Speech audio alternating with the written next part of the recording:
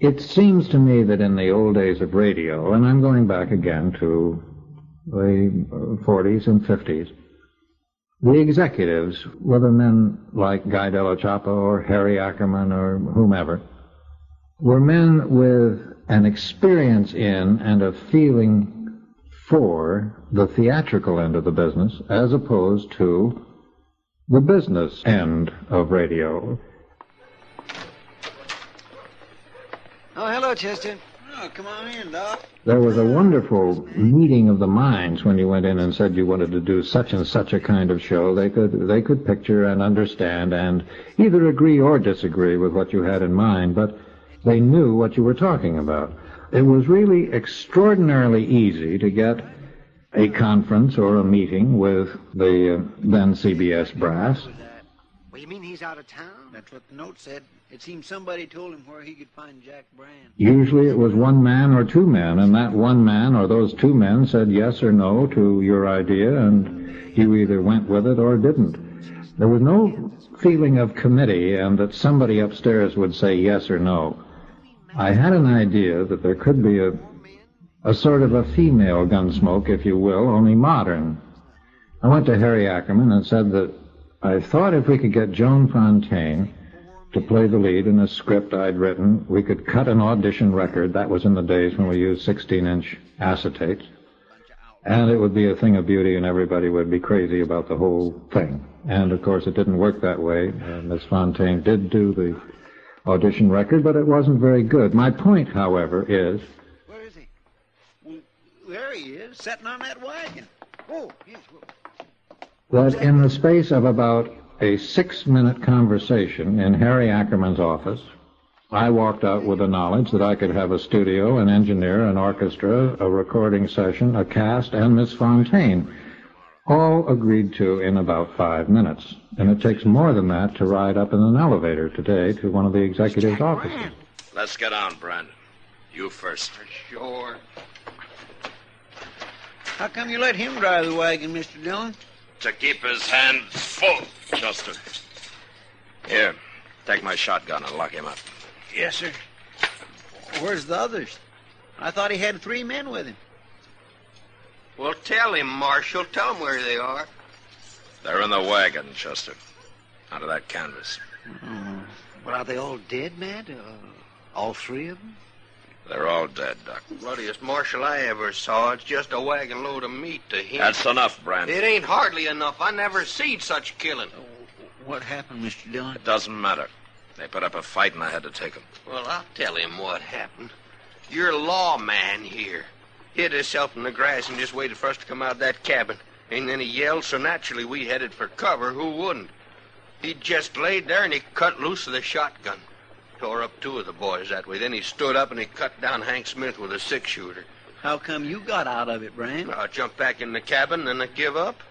We weren't putting up a fight.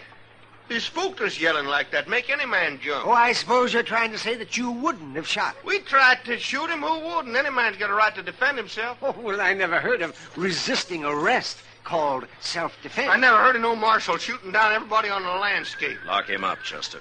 Get going, Brand. Well, he actually think he was killing hogs, not men. Shut up and keep bloody as marshal. See, how come you brought the bodies back, man? Why didn't you just bury them out there? I wanted more witnesses than me to identify him, Doc. Might save trouble when Brand goes to trial. You say you were mighty lucky, taking 4 outlaws that way, man. Yeah. And you killed 3 out of... Oh, say, wait till people around here hear about this. Brand's right, Doc. It's a lot of killing. An awful lot. Oh, no, you don't. Don't get to thinking about it too much now, man. It's your job. You did it, and so it's over. It's over? Wait till tomorrow or the next day. There'll be somebody else. There's always another man to kill. Oh, no, that's not the way to look at it, man. I've never heard of you shooting anybody you didn't have to. No, I never did. But sometimes that doesn't help much. See, you look tired, man. Well, I haven't slept since I rode out of here 2 days ago. Well, now you get some rest, and you'll feel better. Sure. Brand's snug in jail, Mr. Dillon. He don't like it much, but I told him not to try kicking his way out, that I'd be sleeping in the office. We'll both be sleeping in the office, Chester. I'm too tired to walk to my room. Take care of this wagon. And what's in it, will you? Mm-hmm. You and Doc can identify those men. We'll write it out on paper in the morning. All right, sir. I'll be coming to bed about midnight, but I'll be real quiet. Nothing could wake me, Chester. Not tonight.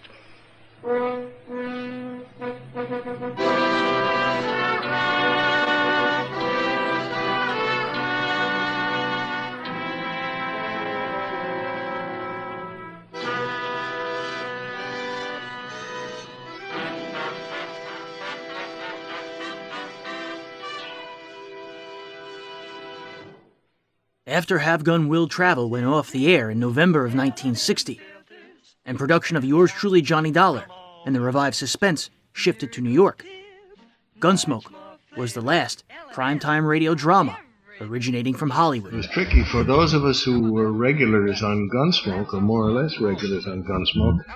We had the last surviving live radio show. For a long time, we were the only radio show still going. Everything else had dried up and gone. At least, I've forgotten now whether it was 2 years or 3 after Gunsmoke became a television series. And we were still doing the radio show. You said a live radio show. It was on tape. Well, we did it on tape, but I mean... But it was still... We did it as though it were live. Yeah.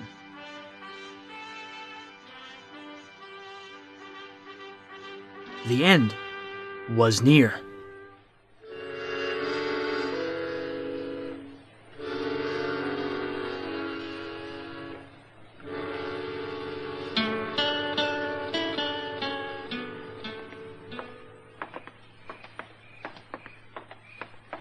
Gosh, Doc, you sure I shouldn't wake him up and tell him? It can wait until morning, Chester. Matt's too tired to do anything about it tonight, anyway. I guess you're right. Of course I am. Okay. Good night, Chester. Good night, Doc.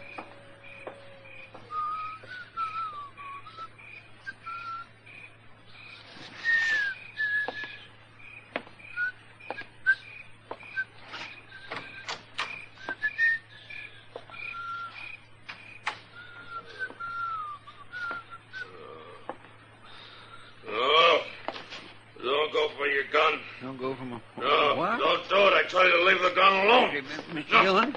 No. Don't make me kill you. Don't make me kill another man. Mr. Dillon, No, I've spilled enough blood. I don't want to kill you. No. Mr. Dillon, wait. No. It isn't me, Mr. Dillon. It's Chester. There ain't nobody here. What? You was asleep. You've been dreaming. Oh, yeah. Yeah. I'll light the lamp. No. It's all right, Chester. My gracious, I come in and I heard you talking, and I thought somebody was here. That moonlight ain't too bright. I couldn't see good at first. Sure. I had to yell at you a couple of times before you woke up. You was dreaming you was in a fight, I guess. Yeah. Yeah, that's what I was dreaming. Nightmares like that, they're just terrible, ain't they? There's a bottle in the desk drawer over there. Chester, get it for me, will you? Yes, sir, I know where it is. I used to have nightmares sometimes when I was a boy, but I don't get them much no more. Here it is, Mr. Dillon. A good stiff drink will do you good. Thanks, Chester.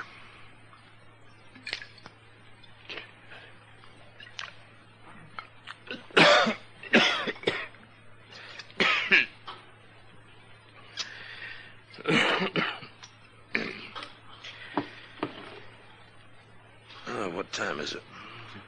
A little past midnight. Jack Brand awake? No, he'd be bellering if he was. But, Mr. Dillon, now that you're awake, there's something I ought to tell you. Oh, what? Well, me and Doc was having a drink over at the Alfregans, and a fella come in there and started talking real loud. Talking about what? Well, sir, mostly about how he's going to tree dodge and how he's going to tell you, too. Oh? He says he's a friend of Jack Brand's, and he's heard about how you caught him and all. What's his name? Stanger. Joe Stanger. Yeah, I know him. Well, do you think he'll cause trouble? Probably.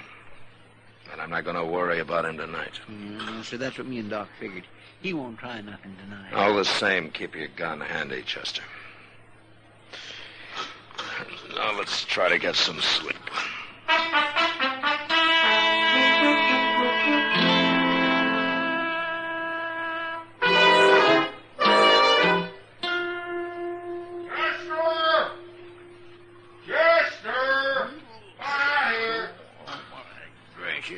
What's that Brand hollering about now? Time for breakfast. Oh, go shut him up, Chester. It's hardly dawn. I swear I'd like to throw a bucket of water on him. Yes, sir. Oh, shut up, Brand. I'm coming. Time too.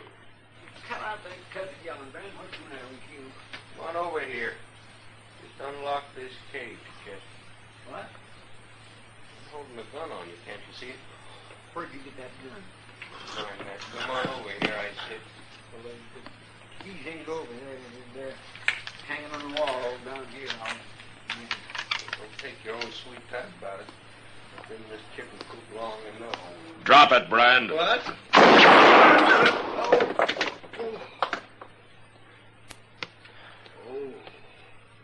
You're not hurt. I hit the gun. I got the keys, Mr. Dillon. I'll get his gun out of there. All right, go ahead.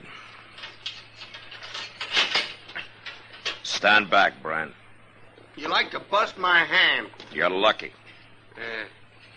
Luck you didn't kill me, I suppose, just like you kill everybody. Shut up. I got it, Mr. Dillon. It ain't no good anyway. Not now. Where'd you get that gun, Brand? I made it, Marshal. Don't be smart. Wait a minute. Joe Stanger brought it to you. He tossed it to you right through those bars on the window. I didn't know Stanger was in town. Didn't you? Chester, get some boards and nail them over the window so nothing can get through it. I'll fix it, Mr. Oh, Dillon. wait a minute, Marshal. That's the only window in here. You can't board it up. You'll get enough here. Nobody'll be dark. I don't like it dark. Don't you? When you get it fixed, we'll go to breakfast, Chester. It won't take long, Mr. Dillon.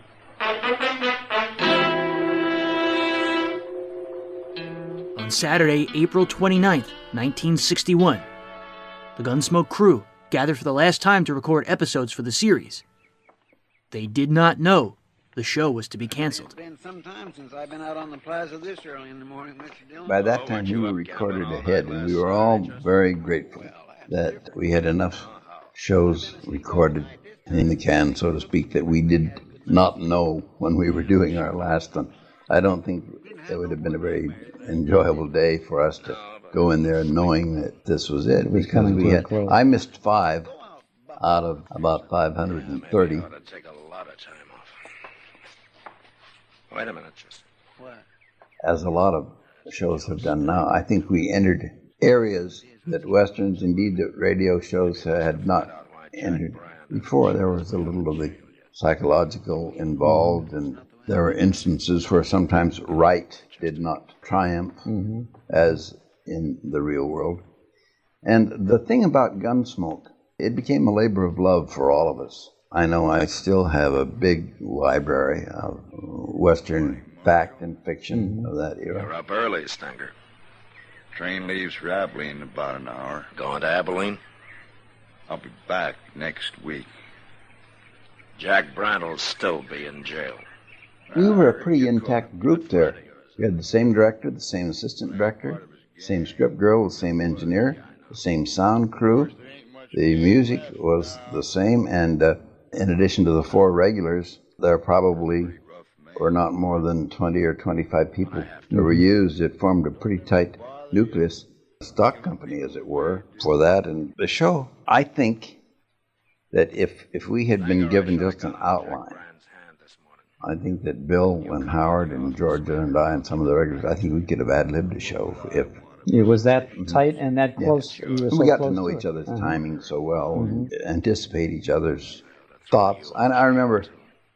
What for? They get you out of sight, if nothing else. I wouldn't go to jail, Marshal. little things like, well, Dylan had told Chester to put some wood on the fire. And the sound of the logs going on there, and I went, he said, well, get out of the smoke. Just as an ad lib, huh? Green. He said, you should have got dry. And then we went on with whatever we were doing. And things like that. The final episode aired on June 18th, 1961. Produced and directed in Hollywood by Norman Macdonald, stars William Conrad as Matt Dillon, U.S. Marshal. The story was specially written for Gunsmoke by John Meston. Featured in the cast were Vic Perrin, Gene Bates, John Daner, Barney Phillips, and Harry Bartell. Parley Bear is Chester, Howard McNear is Doc, and Georgia Ellis is Kitty. This broadcast concludes the current Gunsmoke series. Next week at this time, the CBS Radio Network and its affiliated stations will welcome back the distinguished dramatic favorite Suspense. The premiere of this new Suspense cycle will be Alan Sloan's gripping original play, Call Me at Half Past. Be with us next Sunday at this same time for the return to these stations of Suspense. This is George Walsh speaking.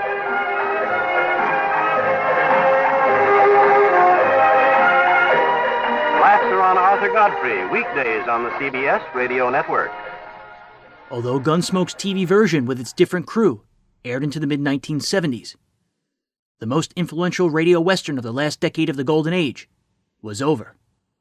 Gunsmoke started on the air in '52, as we've mentioned, and network radio was beginning to die just at the time we were starting.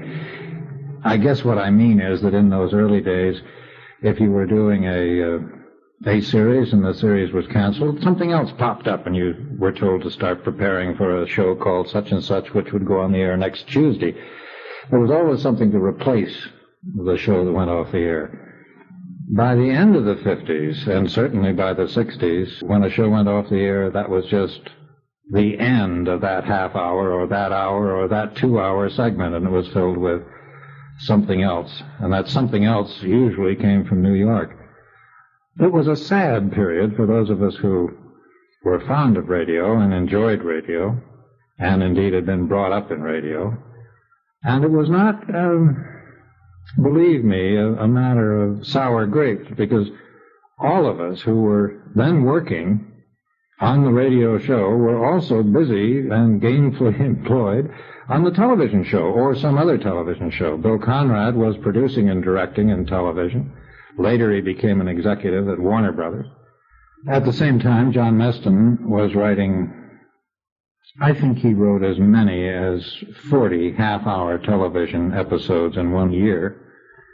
He was also writing regularly, when it went to an hour, the television version, some 12 to 15 episodes a year. So we were all busy. But it was really the fact that dramatic radio from the West Coast was drying up. Gunsmoke passed away, if you will, just at a time when there were new kinds of audio equipment coming on the scene that would have made it marvelous. For instance, if Gunsmoke had been done in stereo or quadraphonic, if you can picture Matt's horse coming down Front Street, the whole length of it, passing from one side of your living room to the other, just as it passed from one end of Dodge to the other. Or Matt's booted feet working their way all the way across the street and up the steps and into Doc's office on the second floor. It would have been rather wonderful to hear this, but radio was already on its way out then.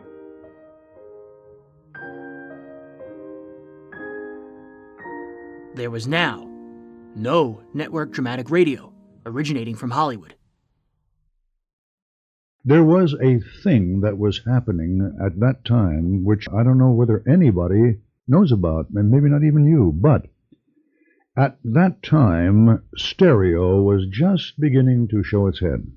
Now, Have Gun Will Travel, Gunsmoke, the radio shows that did exist at that time, were getting ready to produce radio drama in stereo. But because the decision had been made to get rid of radio drama, that too naturally disappeared, because the whole concept of radio drama was destroyed, and along with it, any new idea that might be waiting for us. And that was stereo. It's a pity. I like stereo, drama, and radio. Stereo would be fantastic. If there is a silver lining, it's that because Gunsmoke came to radio in 1952, After transcription became widespread, many episodes exist today in good to master quality. A new listener can begin with the first episode, Billy the Kid, and listen straight through. The following year, on September 30th, 1962, CBS canceled Johnny Dollar and Suspense. The network would have no dramatic shows in their programming block until 1974.